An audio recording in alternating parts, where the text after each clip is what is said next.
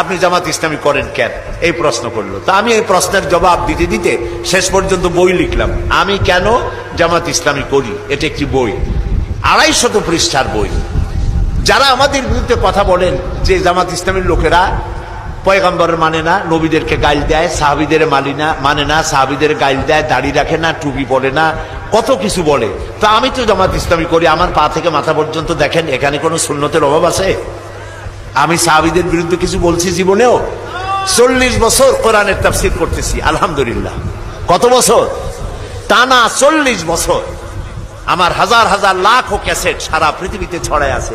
নবীদের গাল দিছি, সাহাবীদের গাল দিছি, আছে কিছু এরকম? নাই। সুতরাং এই বইটি, আমি কেন জামাত ইসলামী করি, এই বইটি ওইখানে আছে, এই বইটিও নিবেন। আর কাদিয়ানীদের ব্যাপারেও, তাফসীরের ব্যাপারে বহুত বইপত্র আছে, আপনারা এই বইপত্র সংগ্রহ করে নিবেন। আল্লাহ তাআলা এসব বইপত্র আপনাদেরকে সংগ্রহ করার